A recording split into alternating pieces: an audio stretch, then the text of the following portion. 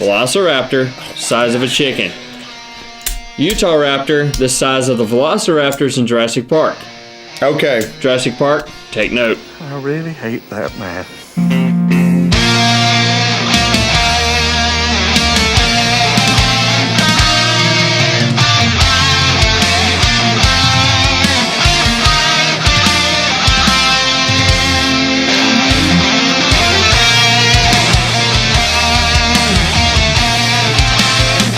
Hey there, folks. Welcome back to the Dice Odyssey. I'm Kas. I'm Bryan.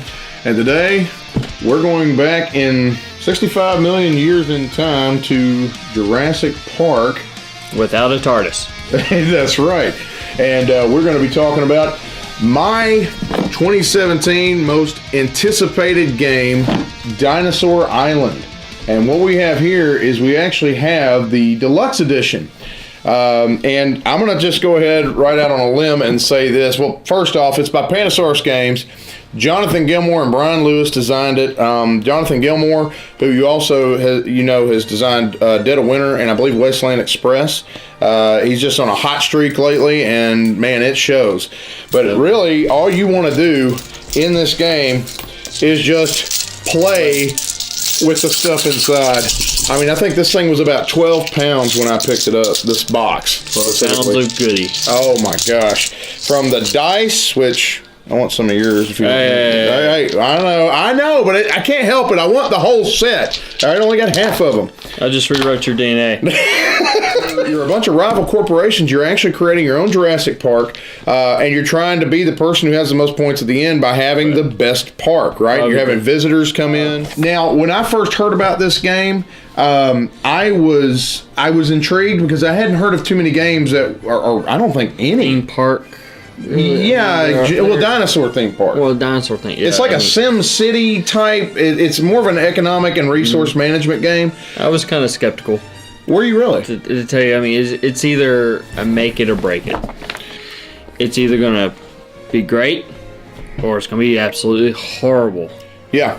And I'm kind of glad they didn't go with the Jurassic Park license or try to get it, because for me, they got a little bit more license to do things that they want to do. Well, right? you had a lot more money to play with to build, I mean, all these components we're going to talk about. Yeah, absolutely. Like, for example, slap bracelet. Come on. They're going for a 90s look, the artwork, everything else. But anyway, we want to get you over to the table, show you how the game is played. Hold on to your butts. Okay, I'm going to give you a general rules overview, and really it's not going to cover every single rule in the game because there's so many, but I am going to kind of give you an idea of how to play. Okay, to begin with, you're going to get your Phase 4 board, basically your park board, and your lab board, which is the Phase 3 board. It includes the DNA cold storage and lab upgrade area, where you can actually do different things. It's worker placement, so you'll be placing your workers at different places on here in Phase 3. And it's also got a threat level right here. This just basically details how much threat you've got on the board when it comes to dinosaurs that you have and the threat level die, which we'll get to in a minute, and also how much security you have here, okay? And then also you're going to have a 1, 2, and 3 scientist beaker, which represents what you're going to do in Phase 1. And then an extra worker pool that you're going to be able to get more workers throughout the game because you've got 4 to start with. And then you got your corporation tokens, which gives you the opportunity to claim objectives. Okay, if you claim an objective, you place it down on the objective cards, and I'll explain that as we go. Okay, the game is divided up into 5 different phases. Phase 1 is going to be this board. I'm going to place it, I've got it placed next to my player board just to help you understand better. What you're going to first do is you're going to roll the dice, okay? Once you've rolled the dice, you're going to just place them up there. It doesn't matter what really the order is. And then now you've got several actions that you can take. Number 1, you've got the dinosaur recipe area, which is going to be herbivores, small carnivores, and large carnivores, okay? And there's going to be differences in each one, obviously. For example, if you look at this dinosaur recipe, it tells you exactly what kind of DNA that you need to use to actually create it, okay? It's got your meeple area where you're able to score on visitors later in the game. It also tells you how many dinosaurs you can actually hold in this paddock, and it tells you right there times 1. for every dinosaur that you actually have in your paddock, you're also able to have a visitor come in and actually be placed here. All right. Now you can upgrade this paddock over time with paddock upgrades, where you can go all the way up to 4. And then on top of that, if you look, there's your excitement level. You've got your points scoring level, which is going to happen at the end of the game. And it also shows your threat level pip. Okay. So for example, herbivores are typically only going to have 1. But let's take a look at the big boy, the big carnivore like the T-Rex, okay? His excitement level's a 3, so he's going to be more exciting than the herbivore, and he's also going to have, oh my gosh, it ain't 2, it's 7 victory points by the end of the game. And then also look, his threat level naturally is going to be a 2, all right? And also take one more look here. You see that this DNA sequence, the need that you have, has a mixture of basic DNA and some advanced. We'll get into that here in just a moment. But these typically take a lot more. I mean, different dinosaurs are going to take different kinds of DNA. Let's say I wanted to increase my cold storage area, okay? Now, let's take a look at, on the player board, the actual cold storage area, okay? The black cubes represent my capacity or my limit that I'm currently at with cold storage. I can increase these limits by going and increasing my cold storage limits. The green cubes for my player board, because different ones have different colors, it shows me how much DNA I actually have. And if you notice, there's basic, these 3 types, and there's advanced. These 3 types. The advanced are typically harder to get. So let's say I go ahead and I'm like, hey, I'm going to use my 1, 2, or 3 beaker. In this case, I'm going to use a 3 beaker. And I'm actually going to place it on the increased cold storage. Well, because I used a 3, I mean, basically, it goes by the number that you place down. So if I used a 1, I can only increase 1 of these black cubes 1 time. But in this case, I used a 3, so I get to choose any one of these. I could increase this, and I could increase this if I want to. See? And the cool thing is, once you've done that, now you're able to actually hold more capacity of DNA of that type. So that's what increasing cold storage does. And then, if you look... And now let's go ahead and say that I'm going to use my 2 beaker, okay? And I want to go ahead and actually use that on this particular DNA. And if you look, it's this type of DNA here, okay? And I'm going to go ahead and use it on that. Well, if I lay that down, I take the 2 and I times it by however much DNA is represented on there. So if it's 3, it's going to be 2 times 3. That's 6. But if it was 1, for example, it would be 2 times 1. So it would only be 2. Now, once I receive that DNA, let's say I've received 6 of it, I could go ahead and move this up. 1, 2, 3. Uh-oh. You see? I can't go any further, so I'm going to lose those extra 3 DNA that I could have had. But that's what I'm saying. That's why you want to increase your cold storage, okay? So that's how you claim DNA off of the dice. Now, the other thing that you can do is claim a dino recipe, okay? So say, for example, I wanted to go down here and claim the T-Rex. Well, if I had only a 1 or a 2 beaker left over, I can't claim it because you see the 1, 2, and 3 represented next to these dino recipes. You have to be either exact or over what you need. And what I mean is, let's say I wanted to claim this Utah Raptor, and that's on the 2 spot. Well, I could use a 2 or a 3 to claim it, but I could not use a 1 because I can't do that. So let's say I use a 3. I can now claim this, and then I can go ahead and place that on my park board. Now, that doesn't do anything for me yet. I actually have to build this dinosaur later on in phase 3, but for now, I have this part of the park board taken up. Now, if I don't put a dinosaur in here by the end of the game, I lose 10 points, so keep that in mind. Now, another thing that I can do is I can actually choose to take one of my available scientists. The number's not going to matter, and I can actually place it in what we call the pass. All right, now what that's going to do now is go into my worker pool for use later on with my other workers, okay? It's just going to basically become a worker for use in phase 3. That's all that does. Now, the last thing you're going to do is you're going to take, at the end of phase 3, one of those dice that was not claimed. And the reason you're doing that is because on these dice, whatever you've got left over in these little pips, like for example, this one's got 3 on it, this one's got 1, that's going to be your threat level later on when dinosaurs possibly could break out of the park and eat people, okay? But you are going to put that there for what we call the threat level for later on in phase 3, and that'll come into play later. Okay, now you go into phase 2, all right? So what you're going to do is you're going to have all of these different lab upgrades in 4 different rows. You're going to have different kinds of attractions in 4 rows, and you're going to have specialists, all right? And you got the $2, $3, $4, and $5 row, all right? You got several different actions that you can take, but you can only take 2 each phase, all right? You can take an action of actually upgrading different parts of your lab, okay? One thing up here, these 2 are in a separate color than the rest on purpose, okay? Because you're not supposed to cover these up with anything else but a second edition of both of these, all right? So refining DNA and creating a dinosaur. That's going to be here. Creating a dinosaur is $3. Refining DNA is $5. So here's the way it works. If you go on the $2 row, for example, if you buy lab upgrades, you're only paying $2 because they don't have an extra money. They don't have an extra cost that you have to pay for. And you see anything that says under construction, you can go ahead and place directly in there. And now your lab is more upgraded. It's going to look different than somebody else's lab, which is cool. Okay. And then also, if you want to buy, for example, Raptor Nuggets, you see that there's a cost there associated with it, $9. Hey, look, it also gives you a victory point at the end of the game. It has 3 spots for people to actually go to. You're going to pay $2 here, okay, because it's on that row.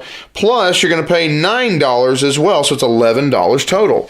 And then what you're going to do is you're going to place it somewhere on your player board within that given area, okay? Now, here's another one.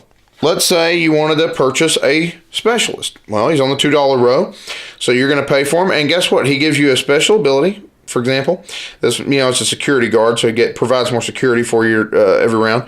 But also, if you have one with one of these on there, that also allows you to now add an extra worker into your worker pool. So you start out with 4, now you get 5 for the rest of the game. That's pretty cool. And the same goes for every row. 3, 4, and 5, and you do the exact same combination I just showed you.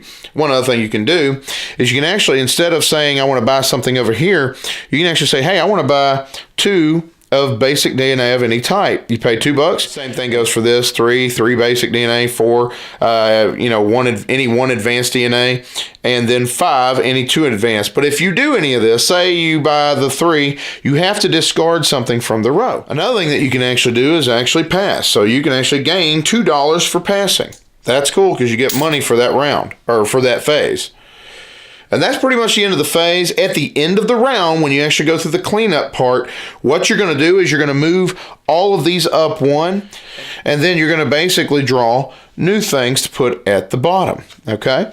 And now, phase 3 is very simple, and the cool thing about this is all the other phases until now, everybody's had to take turn order, right? They go in turn and, take an action. In this, everybody does it simultaneously. So right now, it's going to be all you. You're all alone. There's no one here besides you, right? So you're going to take your workers, and it becomes worker placement at this point again. So, for example, you can go in here and refine DNA. If you've got a dino recipe that requires more advanced DNA, you can refine, you can place a worker here and refine 2 basic DNA, for example, just depending on what it is, to make and advanced DNA. So that's one thing you can do. You can create a dinosaur. You're going to actually look on your player board and go, what does this dinosaur required for DNA to actually be created? And once you do that, you create that dinosaur, you go ahead and say, hey, I'm using this DNA to create it. And then you place that dinosaur in the paddock. And then you're going to go and actually increase your excitement level. I'm going to show you that in just a moment. By 1, because the green and white one, the green, black, and white is the excitement level. You don't worry about points to the end of the game, and I'll explain that here in a minute. Now, if you notice, this is your victory point tracker, excitement level, and turn order tracker, okay? So your excitement level is going to determine how many visitors are coming into your park at the end of the game, at the end of the round for you to get victory points. For example, if you only have 1 dinosaur, your excitement level is going to be 1. But if you have more dinosaurs and depending on excitement level, more excitement, it's going to continue to go up. It's going to tie in with how many visitors are going to visit your park in phase 4, and we'll explain that in a moment. And by the way, at the beginning of the game, everybody's going to start excitement level 1 and victory points 10. Okay. One other thing to keep track of is also these threat level pips, okay? So for example, I have 1 dinosaur, well that creates 1 pip, 1 threat. If I have another dinosaur, that's going to give me another threat, and it just continually compounds, okay? So if you take a look at your actual lab board here, the threat level meter should not just be on 1 anymore. It should actually be on 2 because I have 2 dinosaurs, 1 pip each, okay? Now, if you look also, you can upgrade your paddock capacity or security level by 1. And the way you're going to upgrade your security is you're going to basically pay the cost of wherever it says on the security. So, for example, this level is going to be 1, and this level is going to be 2. So, for example, if I'm on the 3 of the 2 level, okay? So if I want to upgrade to 4, I'm still in the 2. I have to pay $2 to upgrade to the 4. And then if I want to jump into the $3 range up to number 5 here, then I have to pay 3 to get up there. So that's going to basically be how you upgrade your security. Now also in that same spot, you can upgrade your paddock, okay? It's still going to cost, but if you take a look, your paddock right now can only hold 1. It says a ×1 visitor, okay?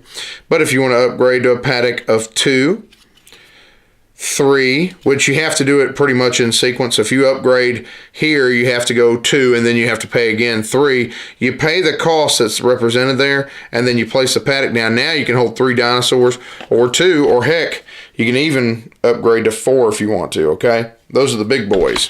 And here's another cool thing. You can actually collect money from the bank with venture capital. So if you're running low on cash, you need it now, you can place a worker there, gain $3, and it goes, you know, from left to right. You can place another worker there, gain $2, and so on and so forth.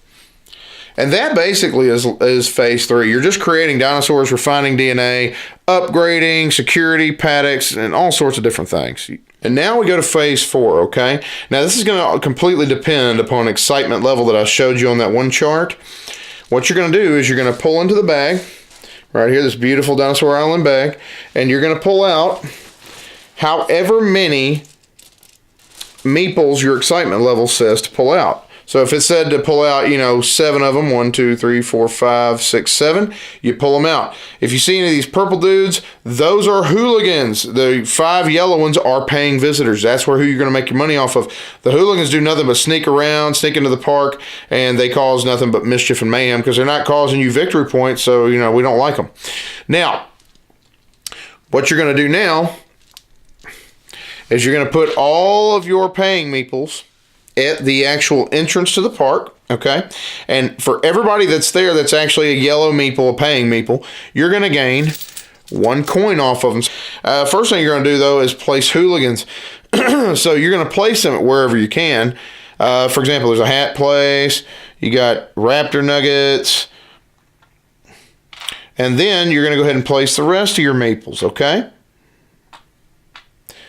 So because I have 2 dinosaurs here, I can actually place 2 meeples, okay? 2 visitors. But, I had one that couldn't find a place. So they're going to have to wait outside. They don't end up scoring any points, but anybody that's here that's not a hooligan is going to end up scoring you either $1 for every kind of an attraction, or if they're on a food attraction, you can choose for both of these people to actually score you $2 a piece. You know, so if you're running out of money at the end of the round, you can actually get a little bit of extra money from them if you don't want the 1 victory point that they could give you. So you have a choice there. Now here comes the part we all been waiting for. All of a sudden our threat level is 4, our security is only 2, and guess what? We still got that 1 pip that artificially increases that threat level for 1 round. You don't have to do that. You just know that it's 5, for example. And oh my goodness, what you're doing is you look at the security level and then you count 1, 2, 3. Like right now it's artificially 5. So 3 visitors are going to be eaten because you couldn't get your security up to 5 to match it or be better than it, okay? It's going to be the difference of that. So if that happens, the hooligans don't get eaten first, the visitors do, okay? So if the visitors are out here, the dinosaurs got loose and 3 visitors got eaten, so they're not going to be able to score you anything at the end of the round. And now we go ahead and do the scoring. What you do now is you look and you go, okay, this guy, I'm going to get a point for him. You put that on your victory point tracker. And then, the hooligans didn't get me anything. And this guy waiting outside, they didn't get me anything either because they weren't in a ride or an attraction. And that's pretty much phase 4. Phase 5, phase 5 and everything goes through cleanup, and you basically reset everything for the next round like I was talking about before. And that, in a nutshell, is how you play Dinosaur Island. I'm going to go really quickly into the time limit and the plot twists and things. One thing I didn't mention at the beginning of the game is how you actually trigger the end game. Obviously, the person who gets the most points at the end wins, but the way that you're going to trigger that is at the beginning of the game, you're going to choose whether you want a short game, a medium game, or a long game. I got more cards for the long game, but this is what was there. And if you choose, say, for example, the long game like we were just showing, it's going to have objective cards, okay? These are victory points that you're going to get if you actually claim an objective card by actually doing it. For example, this one says fill all zones in your park. Now, let's say it's a 2-player game. You have to get 2 out of these 3 objectives completed, doesn't matter who does it, to actually trigger the end of the game and complete the round. And that's pretty much how you're going to trigger the end game. And ultimately, if you do claim an objective, you put your corporation token on it showing that you've actually claimed it, okay? And again, that's how you trigger the end game, and you count up points, see who wins. For example, when it comes to this victory point deal right here, like Tyrannosaurus Rex, it's 7 points, but what you're doing is you're actually multiplying it by the amount of T-Rexes you actually were able to create. Okay, so that's pretty much how you're going to multiply or count up the points for Dinosaur Paddock specifically. Also, for every $5 that you have, it counts as a point as well. Now, one thing I didn't really get into were the plot twist cards. This basically changes the game up, changes the rules up, all sorts of different things. For example, instead of starting out with 4 workers, each player could start the game with 5. Okay, nice little plot twist. Also, one more thing that comes in the game is the solo game, okay? So if you don't want to play with other people, you can actually do this, and it gives you all the changes to set up. Very easy game to follow, very easy rules to follow. You've got an Automa, I think it's called the Automa card deck here. Now let's get back with our final thoughts.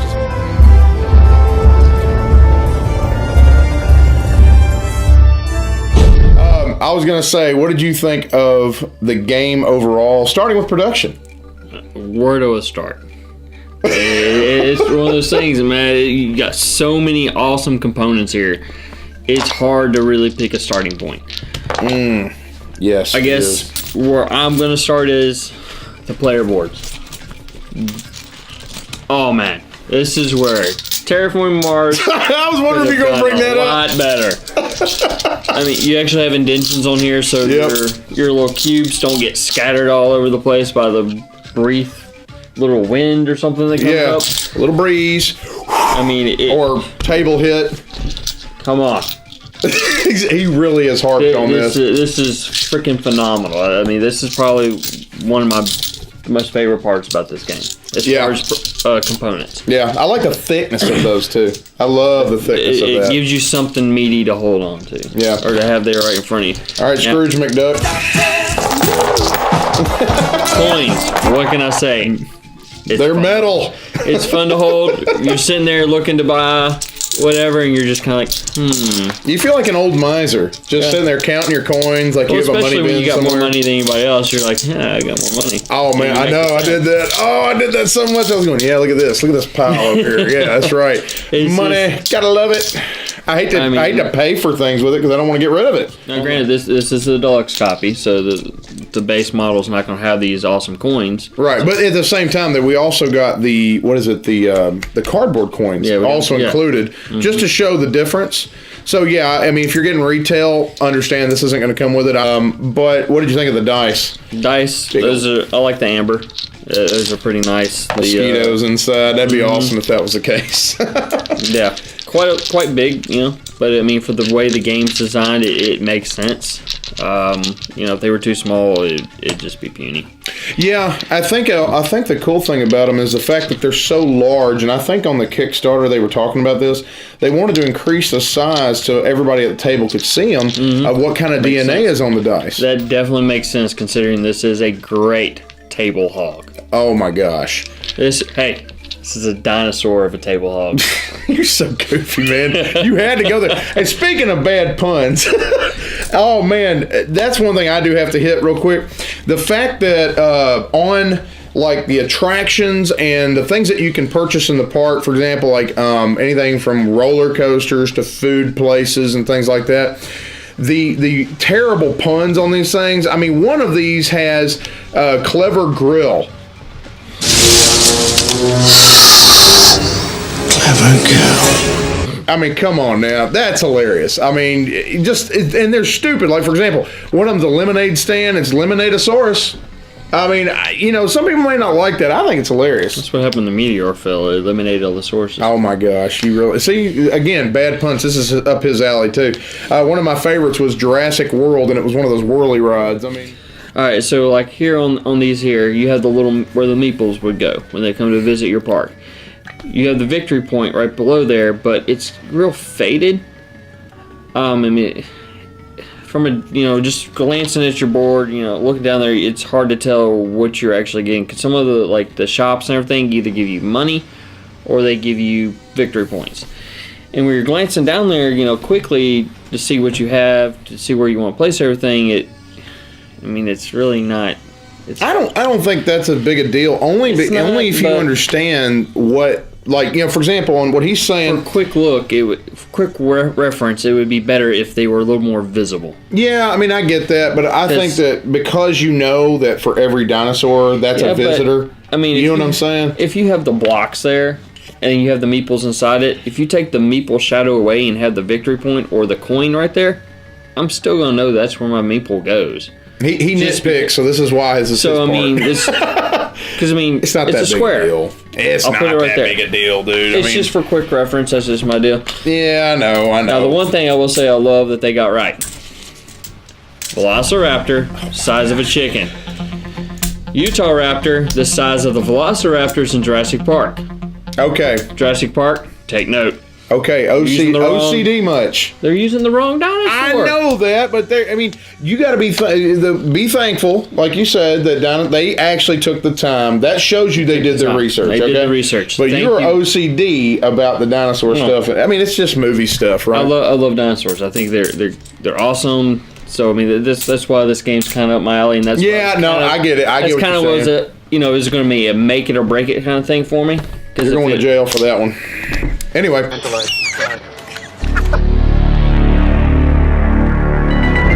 When it comes to and when it comes to production still, I do really, really, really like the fact that we get all these different dinosaur meeples. Now, with the normal retail game, you're going to get mainly that Triceratops, I think, for every one of your dinosaur meeples. But in the deluxe copy, you're getting everything from pterodactyls to T-Rexes Utah Raptor. He's not going to stop T-Rex. I'm not sure if that's a brachio or a brana. That looks like a brachio. Look at the hump at the top. Mm-hmm. See, I thought you knew this stuff, man. You're acting like you're an expert. Well, they did change it midway through growing up. Oh, my gosh. Anyway, I loved the idea of the DNA cold storage. Let's go ahead and get into mechanics, I guess.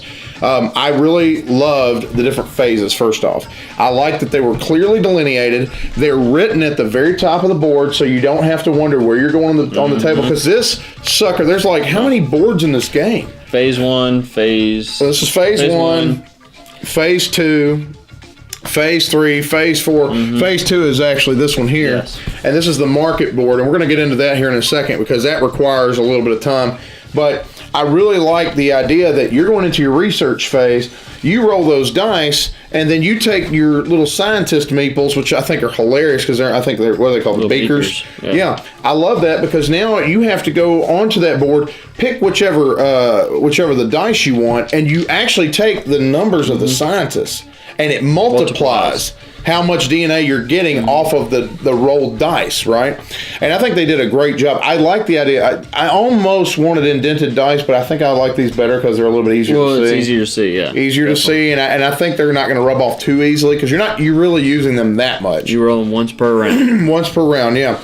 And I really like that. But again, once you get the DNA, you're able to put it into your cold storage. And I love that. I love that because now I do feel like I'm actually in the middle of creating my own dinosaurs. Yeah. You know? And I also like the idea that you got the dino recipes right here, and you're able to, because there's not going to be, it's a worker placement game, but you're not going to be doing a ton of interactivity between each other until somebody takes something that you won. I got mad at Scott, or was it you? It might have been Scott for taking that. Yeah, it was the big carnivore that I want to take as a dino recipe for T-Rex or whatever it was. And I was going, I wanted that. You took it from me, you know. So you have those moments of interactivity, but this is more of you building up your dinosaur park, right? So it's going to be more you working on your own thing. Yeah. But again, you have to get to the table, or you have to get in there and figure out what you want quick. So, and I also like the fact that you can actually increase your cold storage. Yeah. Because you have a certain capacity for that. So anything to add to that? Well, not necessarily to that, but one thing I will say I like about the gameplay of it is that if you're behind, you're the first person to start that round. Yeah. Which I think is phenomenal. It helps you kind of gain momentum back. And It's then a catch-up mechanic. It kind of bounces back and forth, or it can. It may not. Depends on how strong you play. One thing I will say is I love how easy it is to kind of get into it. Yes. I mean, it's very easy. Yeah. You think when we first got it, how quick? 10, 15 minutes? Yeah, 10, into it? 15 minutes. I think we had to go about 3 rounds. Other than that, I mean, it's just developing strategies. You know, how am I going to do this? How am I going to do this? How am I going to whip him? Yeah, absolutely. And by the way, I won both games that we played tonight specifically. So, just saying. But, you know, I think it looks like when you play this thing out on the table, it's going to look like just a billion, and it is. It feels like a billion pieces everywhere. And you're going, oh my gosh, this is overwhelming, right? But Probably the most overwhelming part for me is the market. well, yeah. I think the most AP was had on the market area. Because the market, the one thing I liked about it was that it does fluctuate round to round. I like the fact that you have these 4 rows and the different things like the lab upgrades, the specialists, the attractions that you're going to buy. I like the fact that they actually fluctuate. They're going to move off and go cheaper as time goes on, which is actually a really cool thing because that adds to the strategy. And you're going, oh, I hope that's still there the next round because I've got just enough money and I'm hoping I make enough money to buy these things that I need, like security upgrades. Man, security was one of the biggest things in the game because you ain't got the good security. You're getting eaten. Yes, you know. And so, yeah, I do like that, and that market phase is awesome. As far as gameplay goes, how would you say the solo play goes? Yeah, because I did try the solo. You never got around to that, too. I didn't get to that. But I like the solo game. I am not a huge solo gamer, okay? I really enjoyed it. I mean, here's the thing. If you put it on the table, it takes a long time to set up, right? It just does, naturally. I think if you're a solo gamer, this has a lot of meat on the bone, and this leads me to something else, too. Coming kind of off of that, I really, really love the time limit. I love being able to set your own time limit. Short game, medium game, long game. Oh my gosh, that was awesome. I mean, like, if you want to have a quick game of this and you want to get a little bit of the feeling of the greatness of what this offers, the short game's pretty decent. Now, what do I prefer? I personally prefer medium to long because I feel like you're getting so much more out of what you're doing, because in the short game, you barely have much of your player board covered up. You know, you might have a quarter to half of it, but with the medium to long, you're able to take full advantage of what this game has to offer. Definitely. But if you want to get a quick game, I personally think a 2-player game with medium to long is great. I really prefer long on a 2-player. Short game with 2 people. We played one, and by the time you really get into it and figure out what you're doing, the game's over with. Yeah. So, I mean, I caused into the game pretty quickly and didn't even realize it. And that's the other thing I liked about this game is that the more dinosaurs that you add, I mean, if you have carnivores, the big ones, the excitement level goes up exponentially. I think it's 3 every time. If you want to be a pacifist, put an entire bunch of herbivores. I mean, you could win with that, and your threat level's not going to go up that high.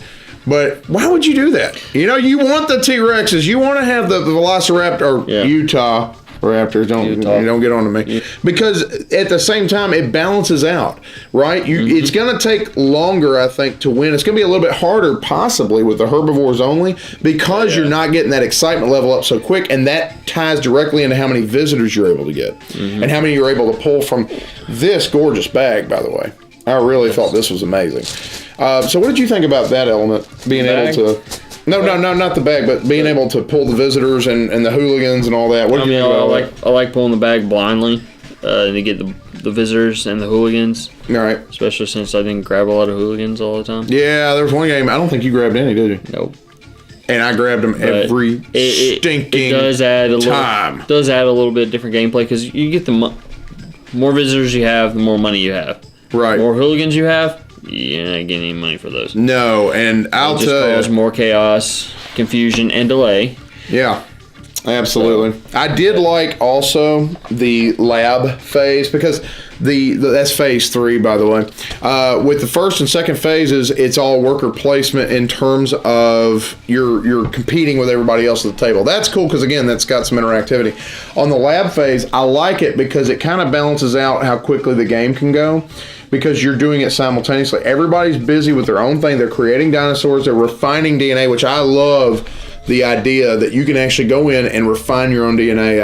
It makes you feel a little bit more like that scientist theme. I'm gonna throw a plot twist in there. Yes, that is the other thing. That's the other key thing in this. But plot twist, they can change the gameplay up. So absolutely. I mean, it can change the board for your worker placements. It can change more your workers. Dice. It can change practically any aspect of the game from the regular rules. Which absolutely. I mean, if you know, with any action movie, especially with dinosaurs, there is a plot twist in there. We already know dinosaurs are going to get out and eat people, but darn it, we need some plot twists for the heroes. Yeah. You know what I'm saying? And a lot of those plot twists, going off of that, a lot of those plot twists were really cool because a lot of them benefited. A lot of them, like for example, at the end of the round, you might be able to upgrade your paddocks. You might be able to upgrade your security for free. You might be able to get extra DNA for free. The specialists in this game, I love being able to hire specialists, which give you not only extra workers into your worker pool, but it also gives you special abilities. Like there's one in there that allows you to get 1 advanced DNA, and that also kind of jumps me back to the phase 3. I like the idea that you get basic DNA and then advanced, and you can refine basic into advanced. So you can actually do greater things with higher tier dinosaurs. Mm-hmm. But I like that for example, that one specialist allows me to get 1 advanced DNA every round, for free. And so every specialist, like some of them are security. They can get rid of the hooligans. You can actually mitigate how many hooligans come out of the bag, which can screw up your point value on phase 5, I think it's called, where you're actually scoring every round. Mm-hmm. And so again, from the lab upgrades to the rides, that's another thing. The attractions. I like the idea of the attractions, but the one thing I really enjoyed was the food attractions. Because money or points. Yes. I like that though, because at the end of the round I can decide when the visitors visit the park, first off you're going to check, am I going to get points? Yeah, you're going to check, make sure they don't get eaten because of the threat and the extra pips on your threat die, and that comes in phase 1. I'm skipping a little bit, but I like the idea that you can choose, because I might be broke by the end of the round. True. And I love the entrance fee. I love being able to pull the visitors out, and as long as they are paying visitors, they stand at the front of your gate coming into the park, and they're like, here's a buck. Here's a buck. So if you got 9 visitors, you got $9. And you get to, doesn't matter if they go into an attraction or not, you still get that money. Yeah. Even if you don't have enough space for them. Absolutely. And that's another thing. I think, again, the game balances out with you need to get attractions, but you need to get your dinosaurs going, but you also need to buy attractions so you'll have extra spaces for your visitors. Mm-hmm. So you'll have the choices of whether or not you want to get money or extra points, Going back to the time limit, like, you can go short, medium, or long. That actually ties in with the objectives. That's how you end the game. So you have to get a certain number of objectives per player count. Mm-hmm. I love the idea that you have to complete certain objectives to end the game. And that for me, because there's so many in the game, that I don't think there's going to be 2 games that go the same way ever. Because there's so many variations, including with the plot twist. That's a pretty thick objective in that deck right there, and you would pull 3 out for... Well, it depends on the player count. Depends on the player count. Pandasaurus and these designers have gone above and beyond to give you something that is so valuable. I mean, when I first got it, if you see my hey, it finally arrived video, Dinosaur Island. You made one of those? Jerk. You never watch my videos, man? What, this is why you're off the show. I'll fire you after this because I need you for the rest of this video. But anyway, this thing weighed about 12 pounds coming in, and about 3 or 4 pounds of that were the coins alone. For me, that means to me that Pandasaurus, this company, takes very great pride in providing a great product. Okay? Mm-hmm. If they didn't take this much care into designing this, especially for the deluxe, I mean, they didn't have to put these heavy coins in there. No. These nice coins. They could have put some dinky metal coins in there, like some aluminum or something like that. But these are some nice heavy coins, which... They're thick as all get out, too. I mean, to think put a slap bracelet on it. They want you to have fun with it. They don't want you just to buy it and just stick it on yourself and occasionally pull it out. This is a game that, I mean, I really want to play this a lot. Yeah. So I'm itching to play it again, even after this. You know, I mean, it's just these guys amazing. put a lot of time into this and a lot of effort, and I applaud them for that. I have to say, for production quality, fun factor, I'm gonna have to give this about a 10. It's just saying how much I'm enjoying it, how much I want to play it, where I'm sitting with it. I'll say on an enjoyment level of it, I'll give it a 10. On an overall rating, I'm gonna give it a 9.5. I mean, that's fair. That's fair. I just personally, I'm sitting at a 10. That's a ZZ Top rating for me. You know, I'm taking down another game off my top 4 shelf. Let's come over with Terraforming Mars. I thought you liked Terraforming Mars. This takes precedent. Wait a minute. Hold on a second. Are you saying this is your favorite game now? Are you changing? This is up there. Terraforming Mars. I mean, with the production quality, this is just This sucker is going on my top 4 shelf because it has earned that spot. The top 4 are some of the games I absolutely am enjoying beyond belief right now. He really enjoys Han. Shut up. And Blood Rage is my favorite game, but I'm telling you, this is a hot contender for, you know, game of the year for me. It really is. Once we're going to do a top 10 of 2017, this is up there. This is up there on. So there is one thing. There is one thing that's kind of a slight concern in the game for me. I do. Back off, man. After a 10? Back off, man. I do have to list it because it wouldn't be fair. It's a slap bracelet now. No, it's not. The slap bracelet's cool, but, you know, whatever. The rule book, I really feel that while it is fairly well laid out, and it was fairly well, like a fairly easy read, and there was a lot of, like, you know, I love the diagrams and things, I felt that there were at times some questions that needed more clarification, like some things about the game that needed a little more clarification. Like, for example, I would have loved to have had a fact page at the end of the at the back of the book on all or a lot of the upgrades. Here's the thing, man. Not every rule book is going to be Fallen Land. I understand that, and Fallen Land has spoiled the crap out of me. But I'm saying, you got to admit, this had a more detailed rule book than most of the games. Well, a lot of other games, yeah. But I'm just saying, there were times I was going, okay, I got this question, you know, and so we had to kind of wing it a little bit and with common sense and stuff. So it wasn't a huge negative. It wasn't like a huge knock. I'm not going to dock any points on it because, again, it's a generally good rule book. I guess I am spoiled by Fallen Lands rulebook. Yeah. That rulebook's amazing, but that's going to be all for us. Thank you so much for watching the Dice Odyssey. I know this is going to be a little bit of a longer video, but this game deserves it. It's a big game, one of the best of the year. Dinosaur Island, retail copy or deluxe, go pick it up. The experience is amazing. I won't regret it. Man, I'm telling you, I cannot say enough good about this game. Especially if you grew up in the 90s with Jurassic Park, the originals. You will love this game. Absolutely. But anyway, that's going to be all for us. Thank you so much. And hey, by the way, have you had a chance to play it? Did you check out the Kickstarter? Let us know down in the comments. Do you like worker placement games? What's your favorite actually right now? Are you willing to try this out? Anyway, thank you so much. You have a blessed day. Game away. And Chaos Theory, baby.